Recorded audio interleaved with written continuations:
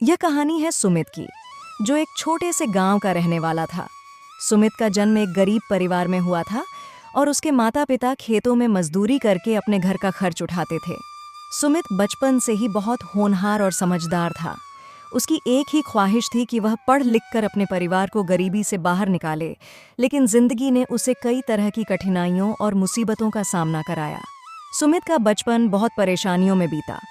उसके घर की आर्थिक स्थिति बहुत खराब थी और उसके पिता की आय से बहुत मुश्किल से घर का खर्च चलता था।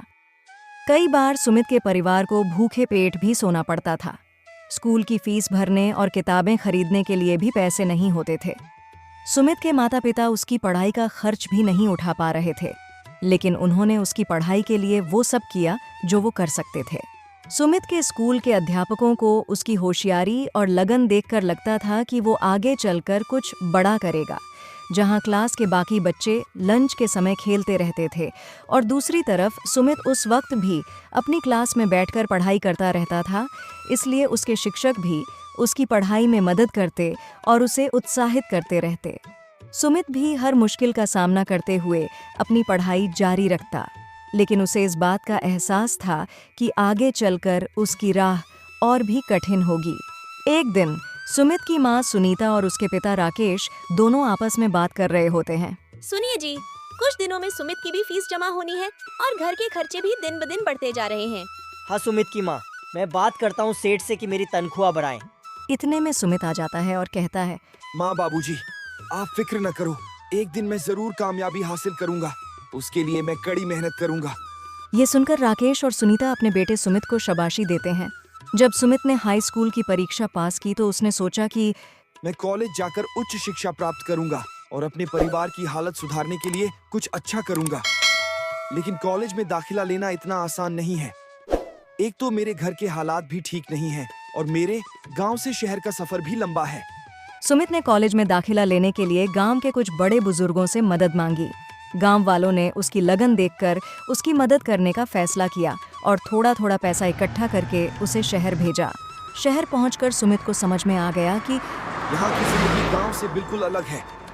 यहाँ हर चीज के लिए पैसे की जरूरत है और मेरे पास पर्याप्त पैसे नहीं हैं। उसने अपना खर्च चलाने के लिए एक छोटी मोटी नौकरी करनी शुरू कर दी। वह दिन में कॉलेज जाता और रात को एक होटल में बर्तन धोने का काम करता। हर दिन का सफ़र उसके लिए बेहद कठिन होता, लेकिन वह अपने सपनों को पूरा करने के लिए हर दिन मुश्किलों का सामना करता। सुमित की जिंदगी में एक और बड़ा मोड़ तब आया जब उसके पिता की तबीयत अचानक खराब हो गई।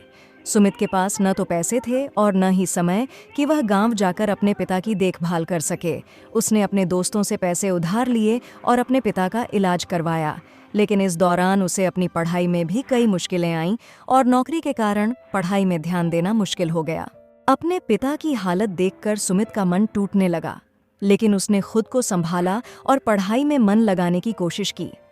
इस कठिन समय में उसने महसूस किया कि उसे अब पहले से भी ज्यादा मेहनत करनी होगी ताकि वह अपने परिवार को इन परिस्थितियों से बाहर निकाल सके। सुमित की जिंदगी में एक समय ऐसा भी आया जब उसे लगा कि उसकी जिंदगी में कुछ खुशी आने वाली है। कॉलेज में उसकी मुलाकात नेहा से हुई, जो एक समझदार और मददगार लड़की थी। नेहा और सुमित के बीच धीरे धीरे दोस्ती बढ़ी और फिर यह दोस्ती प्यार में बदल गई। सुमित को लगा कि अब उसकी जिंदगी की सभी मुसीबतें खत्म हो जाएंगी और वह नेहा के साथ एक अच्छा जीवन बिताएगा। लेकिन किस्मत ने एक बार फिर सुमित का साथ नहीं दिया। एक दिन नेहा ने सुमित को बताया कि मेरे परिवार ने मेरी शादी कहीं और तय कर दी है और मैं अपने परिवार की इच्छाओं के खिलाफ नहीं जा सकती। हो सके तो मुझे माफ कर देना सुमित।